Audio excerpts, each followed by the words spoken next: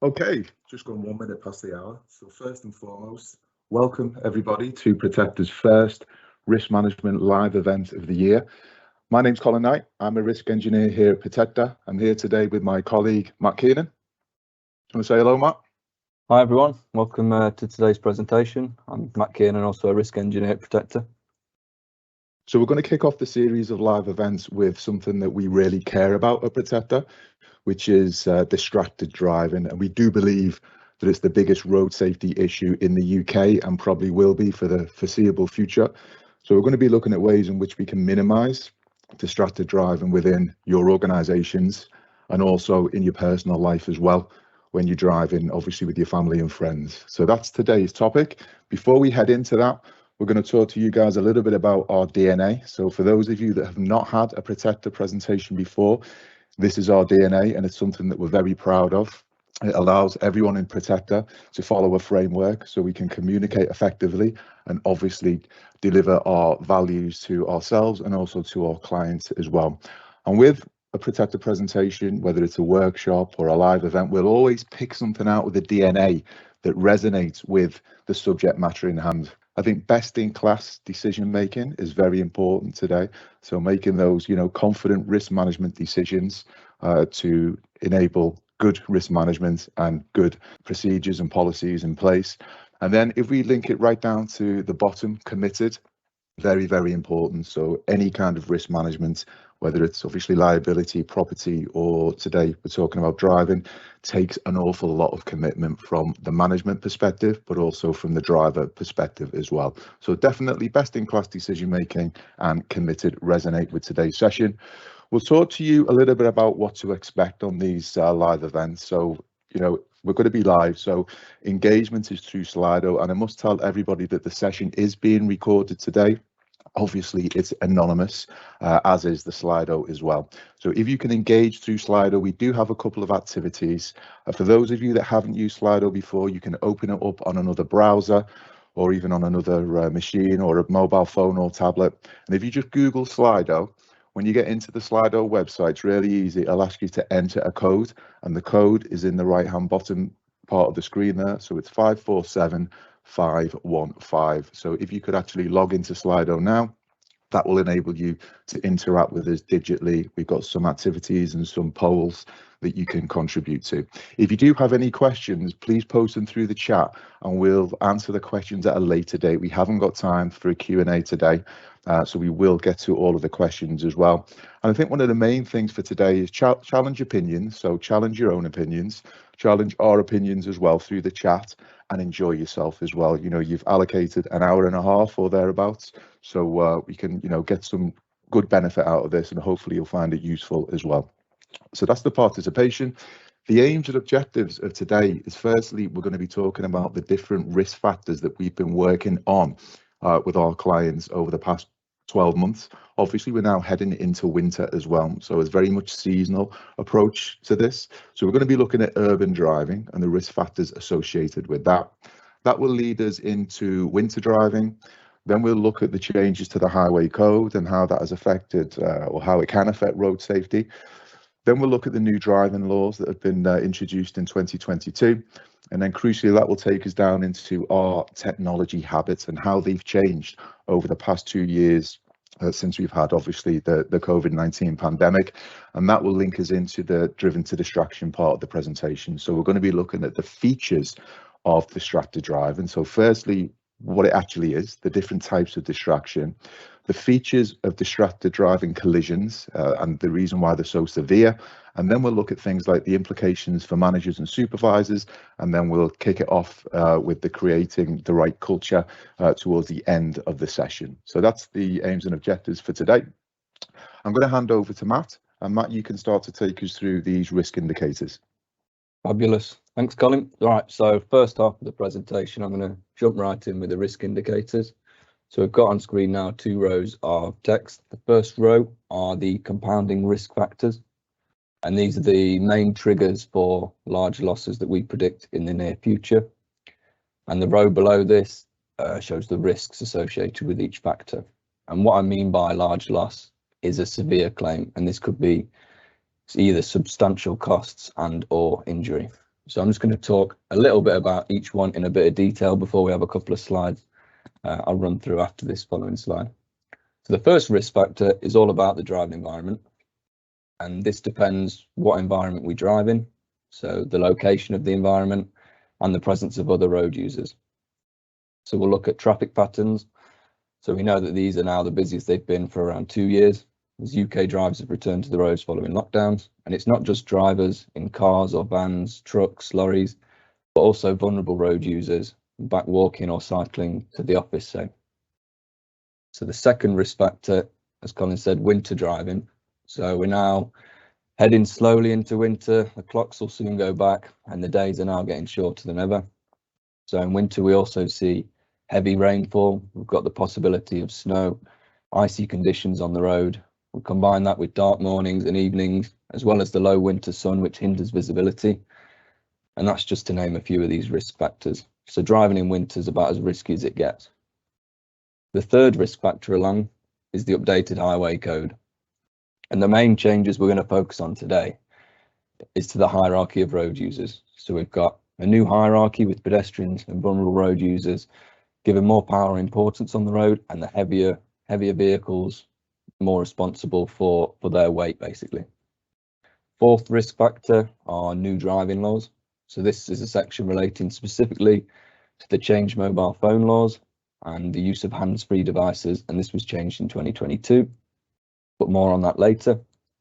And the fifth risk factor is our changed technology habits. So this section is all about distracted driving, and it's centered around our changed habits in the modern world. So all of these risk factors combine and they greatly increase the probability or chance of large losses happening on our roads this winter. Okay, so on to the next slide. Let's kick off with a quick poll first of all, and this will lead us nicely into our driving environment slides. So the first question, now we're going to run through on Slido for this one, is which road environment do you think the most road traffic collisions occur? And what I mean by this are bent metal collisions. And I'm going to have a second question following, which is, in which road environment do you think the most fatalities occur? And we've got three images on the screen now. So we've got an urban road environment, a rural road environment, and a motorway road environment. Okay, so the first question is, where do you think the most bent metal collisions occur? So if you could log on slido.com, the code's 547-515. So just there's multiple choice, which one, urban, rural or motorway? I'll give you a few seconds to answer.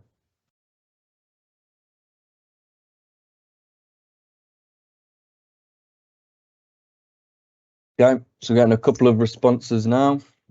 I'm aware there's a lag on the live event as well, so you should be about 15 to 20 seconds. So could account for a few delays, but looks like we've had a few in already. We're at urban 69%, rural 31-28. We've got a couple of votes for motorway now, it seems. Still heading up. But yeah, we'll have another Slido after this question, and I think Colin's going to run through one later on. So if you could keep Slido logged on following as well, that would be great. But we'll leave it there for now. I've had a good number of responses, so most of you are voting for the urban road environment, which is great because this is the reality, and the data says about 67% of collisions happen in the urban road environment. I think roughly we got 69% of you voted, so I know it's not comparable, but yeah, nearly a similar number. So on to the second question now. Where do you think most fatalities occur? Urban, rural or motorway? Same question, multiple choice. Fabulous. I'll just give you a couple of moments to answer the question.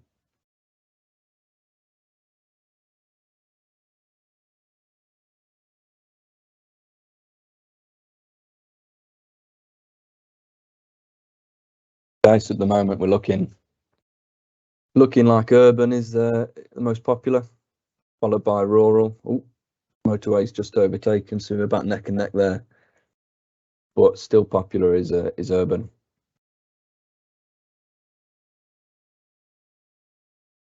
Now motorway has taken the lead.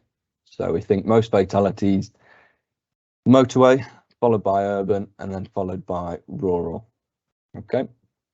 And the reality of that is, indeed, most fatalities do occur in the rural environment. So I think that was the least popular choice there. I'll hand over to Colin to discuss the results in a bit more detail. Thanks, Matt. So yeah, we'll talk about collisions straight away. So obviously that's the topic of today's presentation in terms of distracted driving. And yeah, this often happens in the urban environment. If you think about it, the sheer volume of traffic and movement, we've got pedestrians, you've got cyclists. So all of that in the mix can create obviously low level bent metal incidents, but also some of these can be attributed to distracted driving as well. Pre-pandemic, the most popular time to be involved in a collision, either of your own making or someone else's making, was on a Friday afternoon. So we used to hear about this Friday afternoon madness. That was a real thing.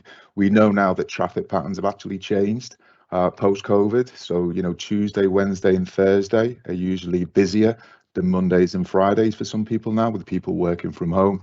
So the data is still out there on trying to establish the day of the week. But certainly on that Friday afternoon, that is when a lot of people are involved in collisions. Alcohol did play a part in that as well, but not necessarily people drink driving. Intoxicated pedestrians out on the street might have gone for a drink after work, come out of a pub. They might have been obviously crashed into by someone driving home from work or driving away for the weekend as well. So in the urban environment, that's where most of the collisions occur. If we take it down to the fatalities now, so that's 56% actually occur in the rural environment. And again, we can't say the day of the week, but we can tell you the time of day when this usually happens. So it's usually between the hours of midnight and 6 a.m. and it's usually a single vehicle occupancy. So that could be someone coming home from a night shift or someone traveling to work early in the morning. Or we do hear these horror stories of, like, you know, a younger group of people in a car.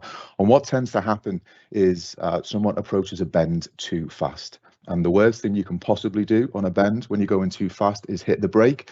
But for many of us, that is the natural reaction, and that destabilizes the vehicle. So all of the weight goes obviously to the front of the vehicle, which means the rear wheels lose a little bit of grip and we get what's known as a rear wheel skid. If someone's traveling down a left-hand bend, they're going to skid off to the right. If they're traveling around a right-hand bend, they're going to skid off to the left.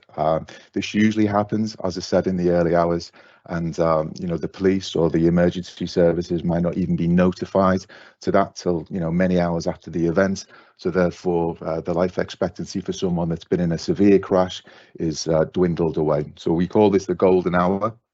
If the emergency services can reach an individual or group of individuals within 1 hour, there's a good chance they're going to save their lives. But if that doesn't happen, then obviously the opposite occurs. So that's the state of affairs. If we look at motorways, they do get a bad press, but actually they are the safest roads in the country.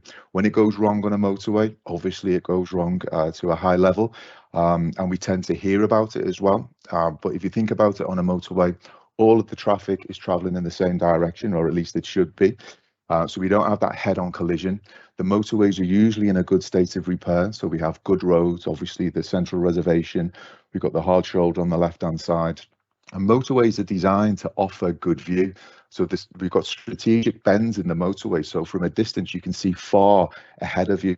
And it tends to be when the motorway straightens up that people lose view. And that's when people start traveling too close to each other. And the most common type of crash on a motorway is actually a low-level rear-end shunt. Okay, so that's the stats as it is. Thank you for your participation in that first activity. I think I'm going to hand back over to Matt now. Thank you, Colin. Okay, so we know the most risky road environments are the urban and rural environments, but today we're going to be focusing on the urban road environment, and this is because of the higher proportion of bent metal collisions that occur in this environment. So first we're going to look at the risk factors for urban driving, and then we're going to tell you how to best manage these risks within your organisation. So first of all, we know that towns and city centres are densely populated with cyclists and pedestrians, and this is even more so since COVID-19. So the value of the food delivery service was shown to increase over the pandemic, and the market size of the online food ordering and delivery platform industry is expected to increase a further 47.2% in 2022. And what this means for us is an increased number of delivery drivers and riders. And don't forget, these qualify as vulnerable road users when on a moped or push bike or out on our roads. We've also got this combined with workers returning to the office, a mixture of transport. They could either cycle, drive, or use public transport itself. So when we've got office workers back to the office, we've got busier main commuting routes. And this leads into the third point, which is skid risks at junctions and roundabouts, being crash hotspots in towns and cities. So what we get is an increased deposition on the road in these areas. This is particularly true during rush hours, and this deposition reduces the friction between the tyre and the road, and this increases the risk of skid for that vehicle. And the final and fourth point is that standards for driving may have dropped for some drivers during the pandemic and not picked back up. And it's not hard to see why, given that most drivers suffered a severe reduced mileage for a couple of years, and this will lead to a number of poor habits being picked up. So missing your mirrors is one good example of that. So I'll just talk you through the chart on the right hand side of the screen now. And this shows a comparison of UK fatalities between 2017 and 2019. And this is against the data from 2020 and the data from 2021. And this is all gathered from the Stats 19 police system. And probably the most interesting point of this chart is that all road user fatalities have increased between 2020 and 2021, except pedal cyclists that have decreased. So in spite of this, we're still seeing a large number of fatalities on UK roads.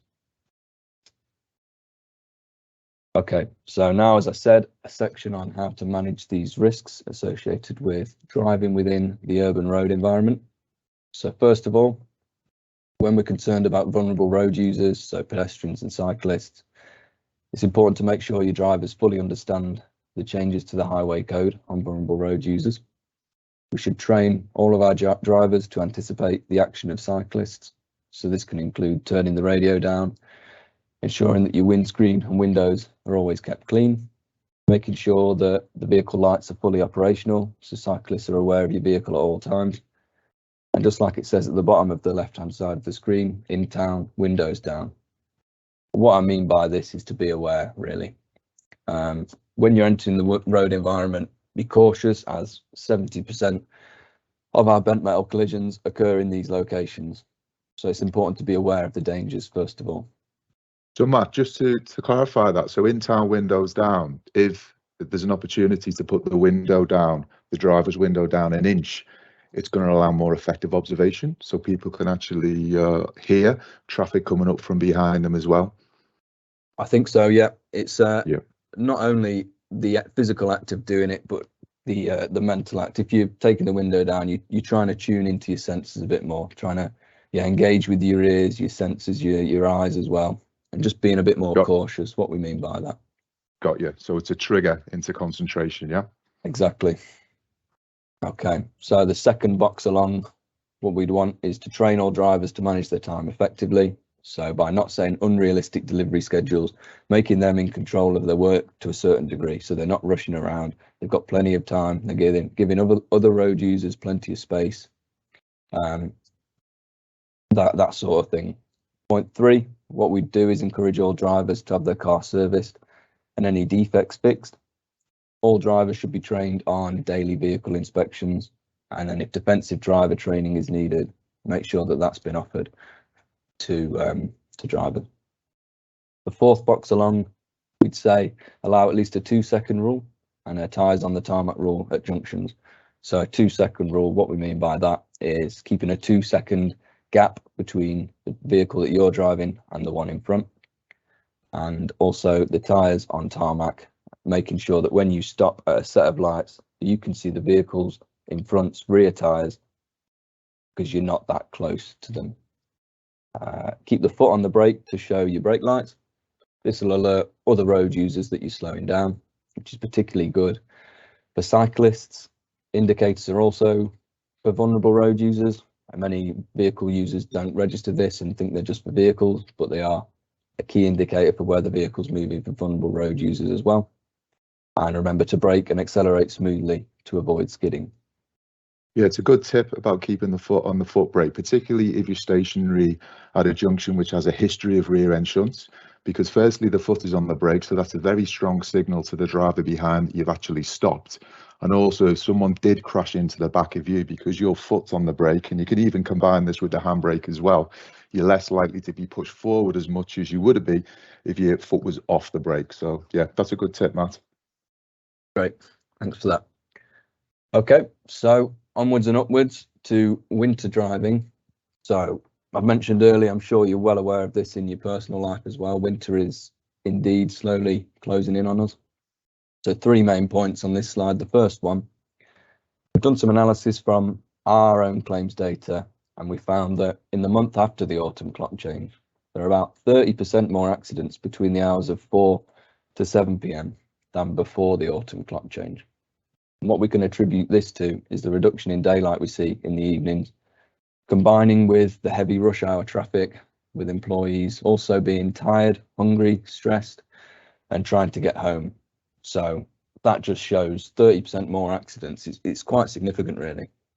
So it's worth bearing in mind, in addition to some of the winter factors that we'll talk about as well. Point 2, we've got overall in the winter months, RTCs increased by about 20% amongst drivers. And this is not surprising. So we've got the challenging weather conditions I mentioned earlier. We've got more darkness, less daylight, and a lack of focus from individuals which may be suffering from seasonal affective disorder. And the third point on this slide is an interesting statistic. We've got people are 30 times more likely to be killed or seriously injured on the roads in rain than they are in snow. And I think this is to do with how drivers react to rain and snow. So it's common to see drivers maintaining speeds of 70 miles an hour plus on the motorway in very wet conditions, but it's not the same when snow is involved. Yeah, I'd agree on that. Very often, you know, when people do drive on a motorway, for example, or even in the urban environment, they don't modify the driving style and behavior just because it's raining. Because obviously it rains in the UK far more than it does snow. Again, you know, that affects these stats. So, you know, I've certainly had people fly past me on a motorway at 70, 80 miles an hour when it's been raining. But, you know, we all tend to drive very, very carefully when it's snowy. So, yeah, interesting point.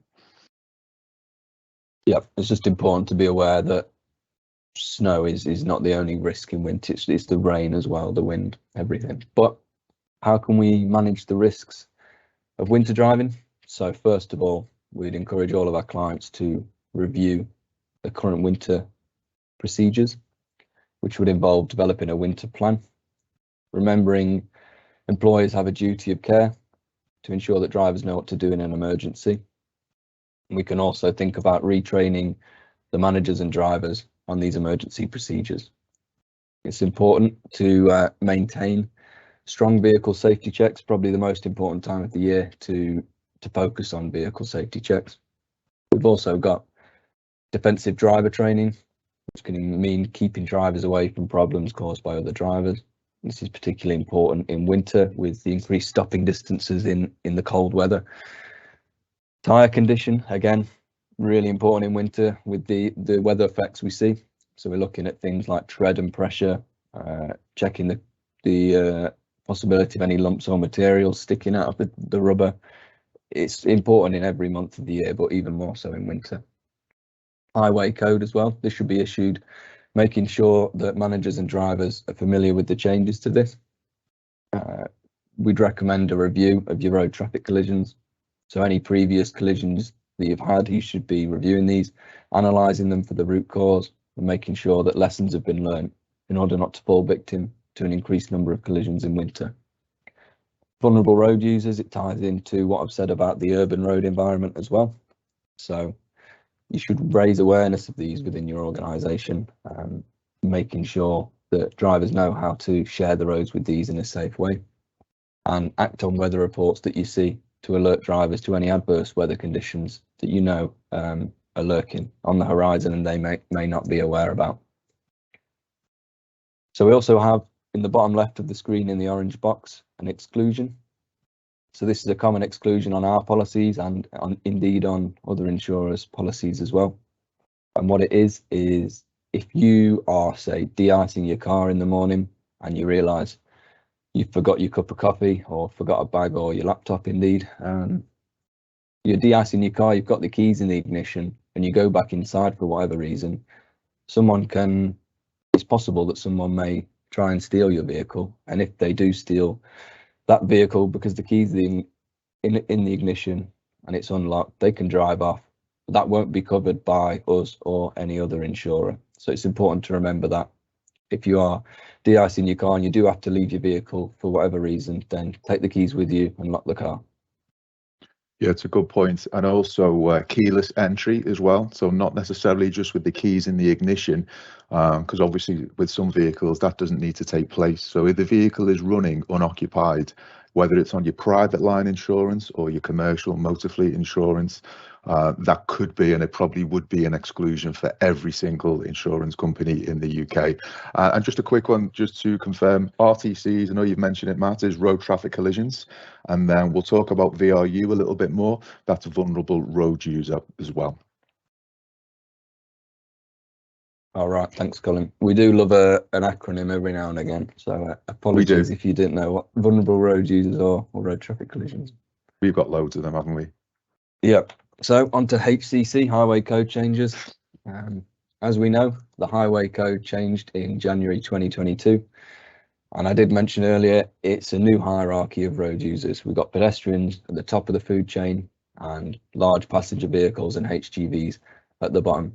And what this Highway Code's done, or what it's doing, is putting more responsibilities on the heavier vehicles that are those that can cause the greatest harm.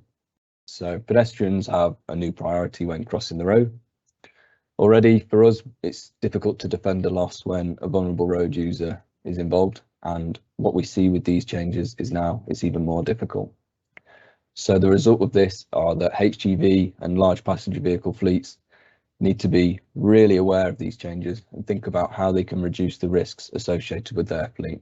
So the revised Highway Code provides guidance on safe passenger distances for cyclists, depending on road speed. And we've also got cyclists having priority at junctions when travelling straight ahead. And we'll have more on this in the coming slides.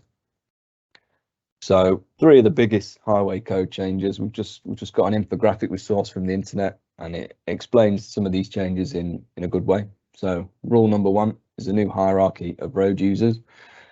As I've said, those with the greatest harm bear the greatest responsibility. So that's on the left-hand side of the screen. Pedestrians at the top, cyclists, motorbikes, cars, vans, followed by your large vehicles and lorries. Rule H2. It's the new priority for pedestrians at junctions. So we see the man crossing the road with the green arrow heading forwards. So what's going to happen? That cyclist is going to be turning left, but they can't because that pedestrian is waiting to cross the road. Previously, the pedestrian would have right of way only if they'd started crossing the road before the vehicle would decide to turn left. But now, if the pedestrian is waiting to cross the road, the vehicles, either cyclist or car, turning left onto that side road, have to give that pedestrian right of way. And what we think will happen because of these changes is that these vehicles will have to stop and let the pedestrian cross the road, and this could cause rear end shunts of vehicles coming behind them and ploughing into that vehicle that's had to stop to let the pedestrian cross the road. And the third change, rule H3, is priority for cyclists when cars are turning. So we've got the bike on the right hand side of the car traveling straight ahead. The car wants to turn right, but what's going to happen is the car has to give way to the cyclist. So cyclists have moved up that food chain and that car has to give way to it.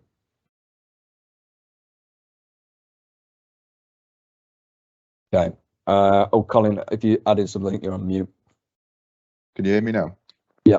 Yeah, and just to add some further info on that, in terms of case law, we at Protector are examining case law all of the time just to see if there are any trends with these new changes to the Highway Code as well. Obviously, crash for cash has always been kind of about on the UK roads. So we're looking to see if there's any increases in that. And then obviously we will do some guidance and send that out to all of our clients as and when we see any trends or anything that our clients need to be aware of. Okay. So again, just explaining the rule. Top row, the old rule was vehicles have priority at junctions. So if there's a pedestrian waiting to cross the road, that vehicle turning left has priority previously, whereas now on the right hand side, the pedestrian's waiting, the vehicle still wants to turn left, but the pedestrian's got right of way. If we look at the bottom left, the old rule, cyclists have been told to ride. Well, it was never actually mentioned in the highway code, but it was expected that cyclists would ride to the left towards the curb. Whereas we look on the right hand side, cyclists have been told to make themselves visible. If that means positioning them in the centre of the lane because they feel safe to do so, then they may do so. So it's just about, yeah, that hierarchy of road users, pedestrians and cyclists. These are some of the examples where they've gone up in the ranks and the rules have changed to reflect that.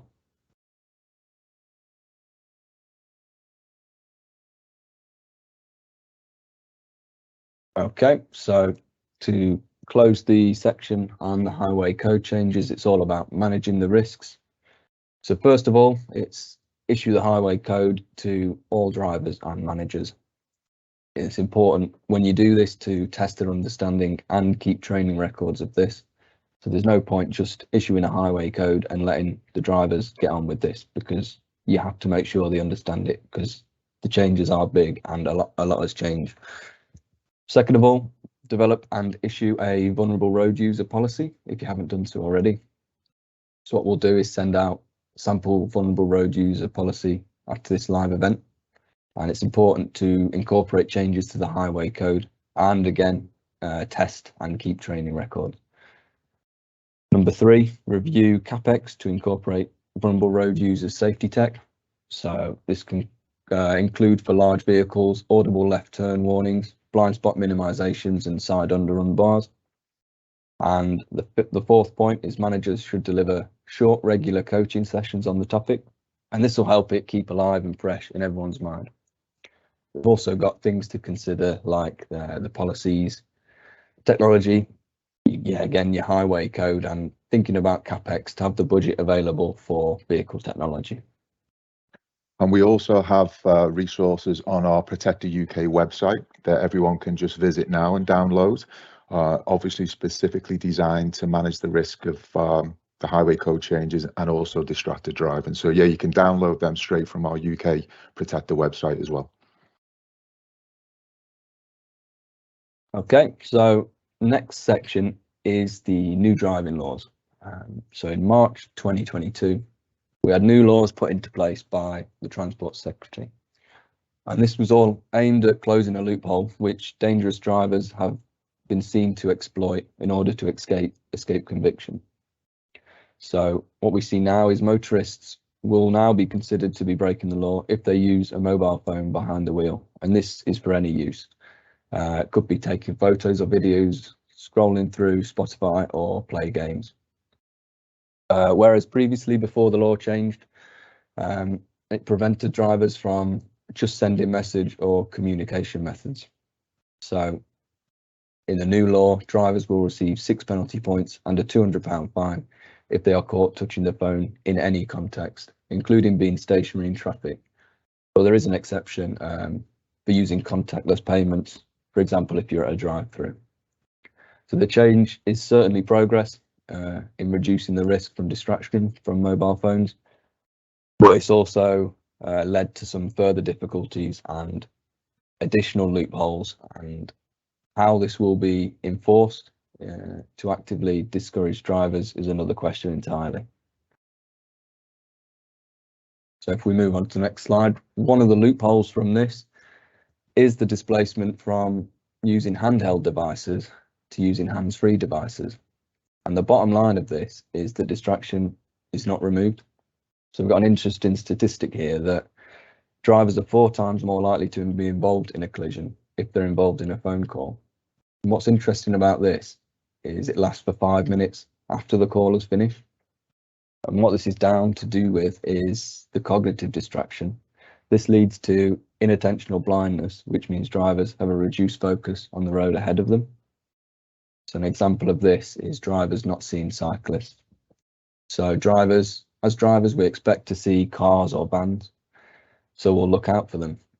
But often we don't expect to see cyclists, so we're not really looking for them. And this can combine with a narrowed view of the road area from distraction, from being on a hands-free call, to make collisions far more likely, and particularly when they involve vulnerable road users that drivers may not be looking out for. Okay, I'll hand over to Colin now to talk about our technology habits. Thanks, Matt. That's a great segue into the driven to distraction part of this presentation. And we're going to kick things off with another poll. So hopefully everyone's still logged on to Slido. And the question is, since the start of COVID-19 restrictions and actually right up now to present day, how much would you say you've used your laptop, tablet or smartphone? Either more, less, or about the same? And we'll just give everyone a few seconds to vote.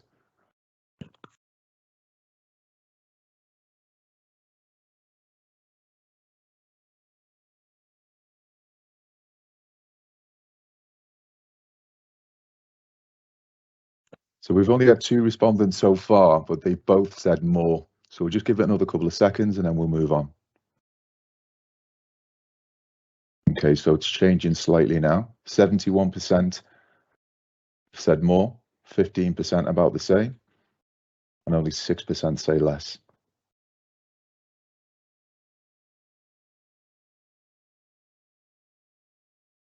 Okay, thanks everyone. So the general consensus is that we feel we've used our technology, including laptops, tablets and smartphones, more. So if that's the case,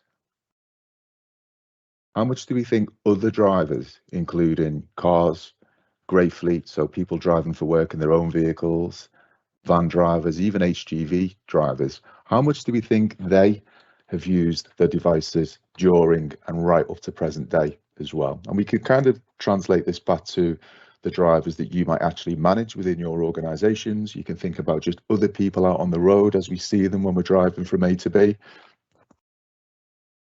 But so far it's a similar story. 86% would say more.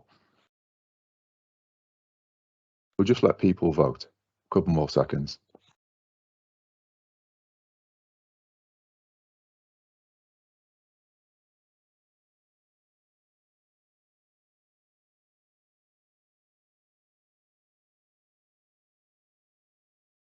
Okay, so thank you for that, everyone. It looks like a very similar story. So we believe that everybody has used the technology a little bit more. Some people obviously have said about the same, even fewer have said about less. So why has this happened? So our natural technological habits have changed for many of us over the past couple of years. So first and foremost, we're getting better with our tech, which is increasing our comfort levels of our online interaction. So the very fact that we've all logged in today, we haven't had any problems so far, touch wood, with technology. So we're all getting much better at using technology as well. I think we've all become much more remote as well with our communications. Some people have continued to work from home. Some people are working from home a couple of days a week now. So we've become more kind of remote with our communications and our digital interaction as well. But we also know that the people that actually didn't work from home and continue to drive throughout the restrictions also changed their tech habits and their driving habits as well.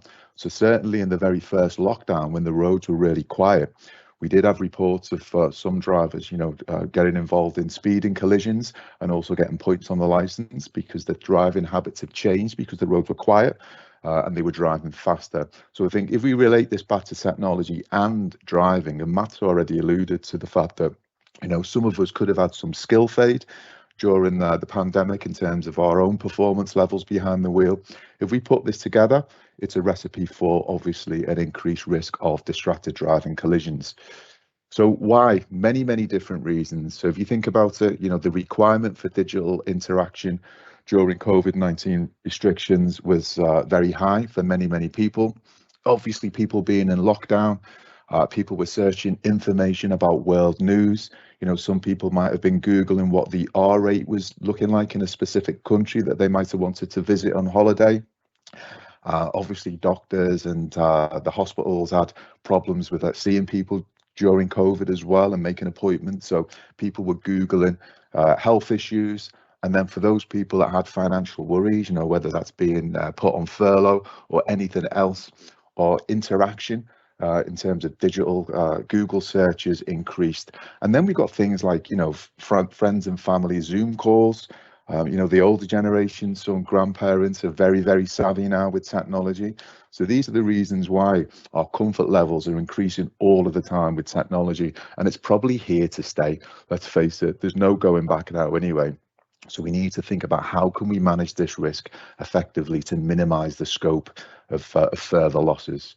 So we do know, or we did know with this Lance report during 2020, right in the middle of lockdown, that things like anxiety and depression were on the increase, and that's very, very understandable.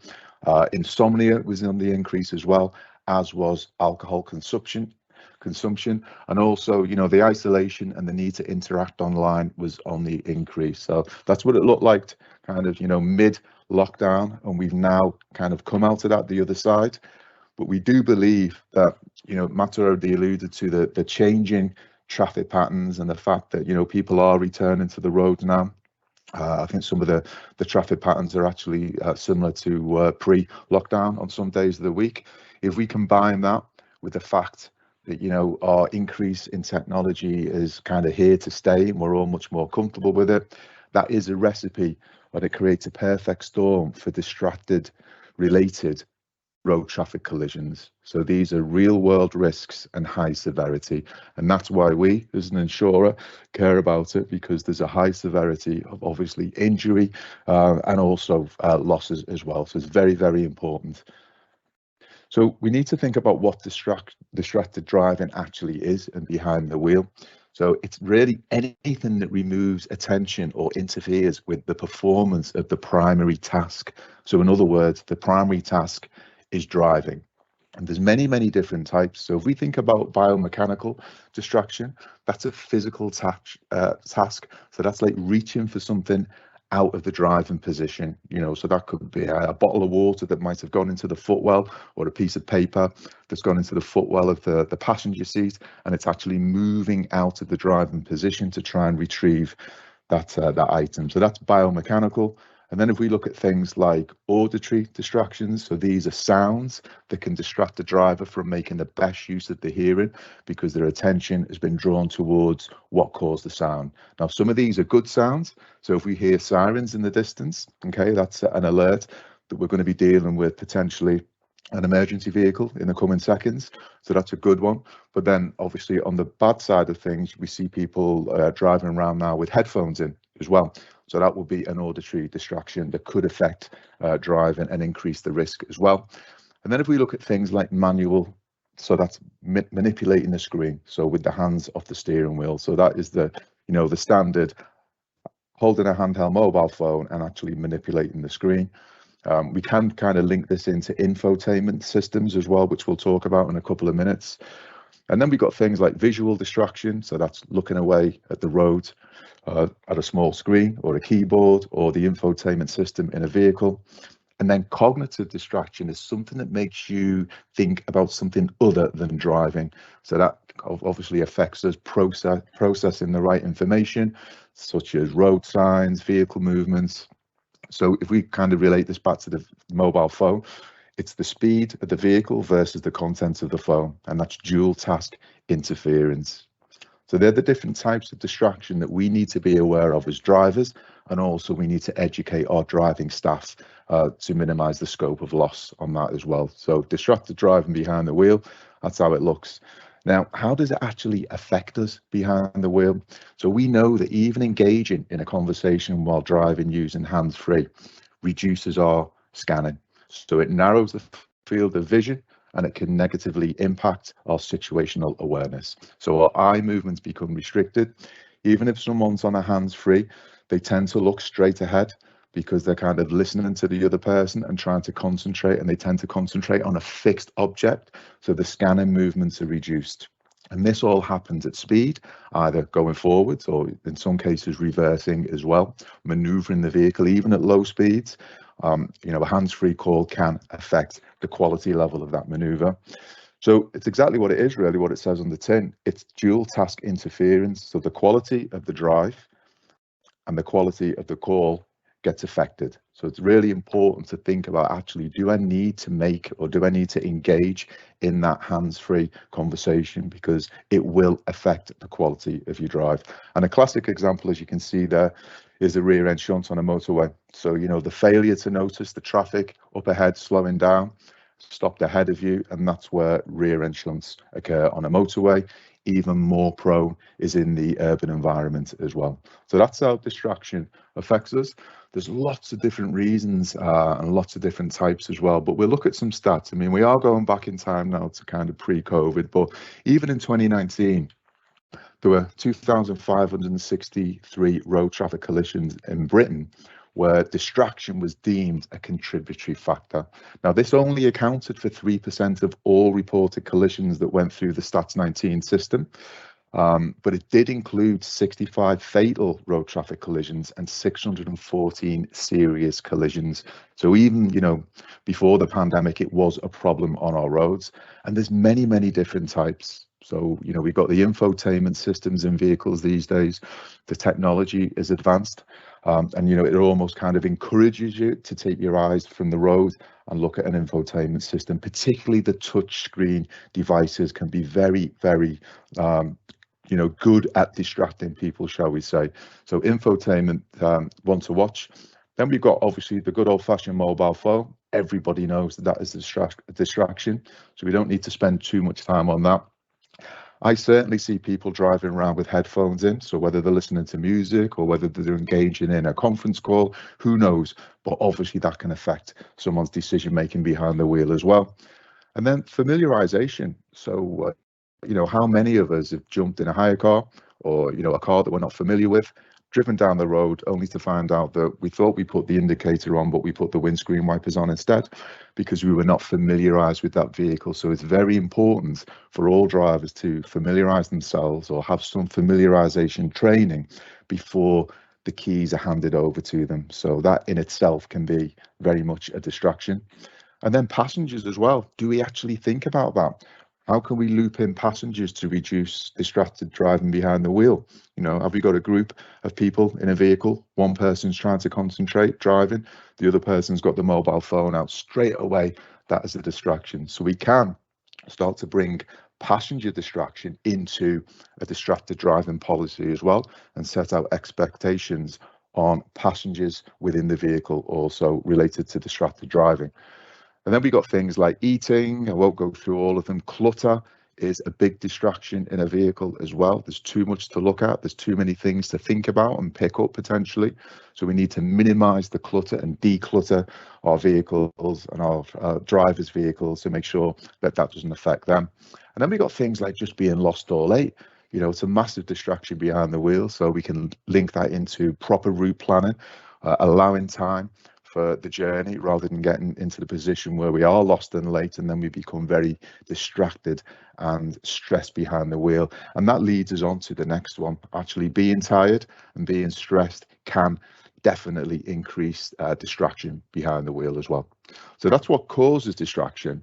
And we'll kind of keep it on the handheld mobile phone at this point in time. So if you text and drive, you're 23 times more likely to be involved in a collision.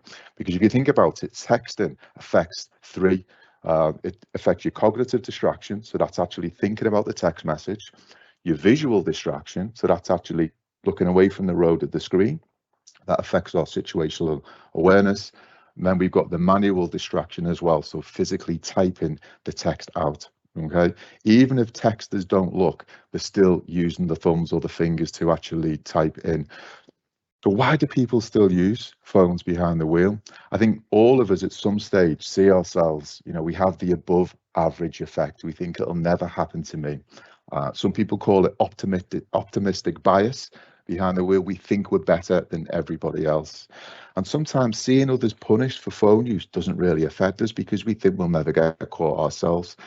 So we also have these emotional campaigns. They're very effective short term, but long term, due to the bias of us thinking that we are better than everybody else. It almost confirms our superior driving ability. So the emotional campaigns are very effective in the first stage, but we tend to forget about them. And then also, drivers that have been previously prosecuted, they still think they're unlikely to get caught again. So that's something that we need to think about. And the high-profile cases, which seem to circumnavigate the law, almost encourage drivers to continue using these loopholes that Matt's already articulated. So that's why the texting bit of distracted driving is, still a big problem. And I see many people on handheld mobile phones when I'm driving about, and looking at the type of vehicle that they're in, it's more than likely going to have hands-free, and so people still tend to pick the handheld mobile phone up, even if the hands-free technology is in the vehicle. So it's really important to, try and raise awareness of that within your organisations. Can I just add, Colin? Absolutely.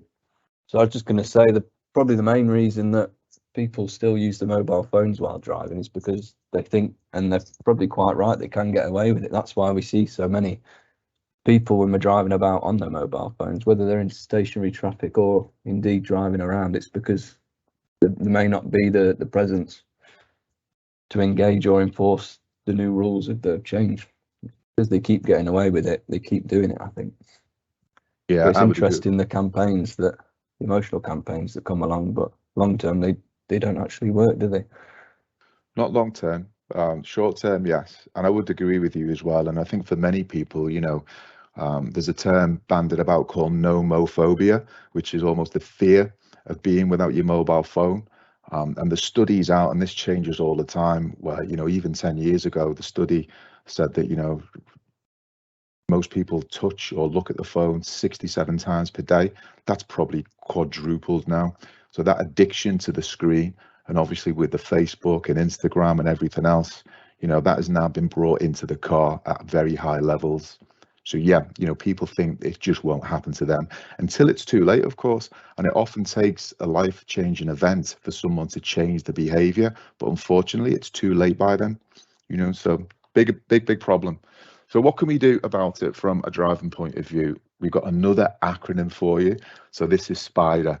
So that's scanning, prediction, identifying the risk, deciding what we're going to do about the risk, execution of our responses, and then repeating it. Okay, so this acronym of SPIDER is very useful when we are in urban traffic, but any traffic environment. So let's look at this urban picture now. So this is us looking out the windscreen of our vehicle. If we're concentrating, we're going to be scanning ahead, looking right to the top of the road in front of the bus, and we're going to pick out these pedestrians that are standing on the corner. We're going to be anticipating their movements.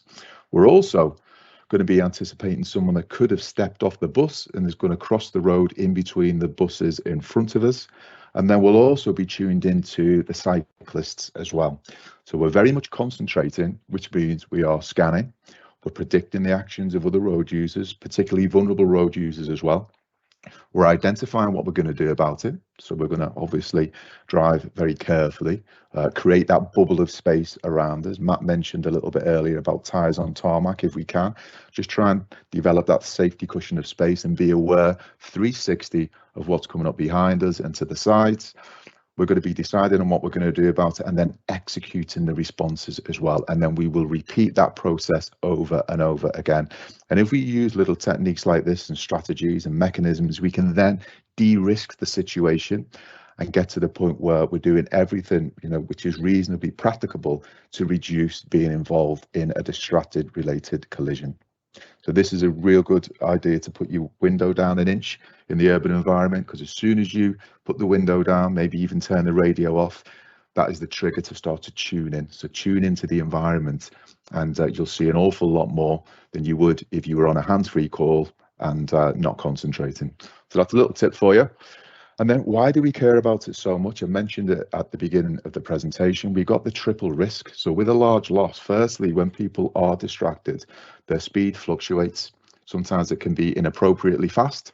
Sometimes it can be actually too slow because of that dual task interference. So speed is affected, but more often than not, people drive slightly too fast Okay, so marginal speeders are the ones that get caught speeding most. All right, so if you're deep in conversation, even on a hands-free, there's every possibility that you might think you're going at 30, but you might actually be going 33 or 34. That makes a big difference when it comes to stopping. So inappropriate speed is a problem. Then we've got obviously the following distances as well. So if we're distracted, we're not really thinking about that safety cushion of space. We're not thinking about that minimum of 2 seconds behind you and the vehicle in front because we're deep in conversation. And then obviously we dress this up with being distracted as well. That's where it becomes a triple risk for a large loss. So why is managing this risk so important? You know, we know that drivers that are distracted have more severe crashes due to a lack of evasive action. It's almost like being asleep at the wheel. So if someone's distracted, they just don't have time to hit the brakes. They don't have time to swerve, and that causes severe damage to themselves and other road users. Also property, if property is involved, and then crucially liability as well. So that's why this, triple risk, it's so important to try and manage, because the incidents relating to distracted driving are very, very severe more often than not. And like I said earlier, it usually takes a life-changing event for someone to change their ways, but it's too late by then. So by raising awareness of it, you can try and minimize that within your organizations. So let's talk about implications for managers under cause and permit. So this is kind of sanctioned by the Road Traffic Act, and there's many different types of cause and permit, but we'll keep it topical in terms of handheld mobile phones.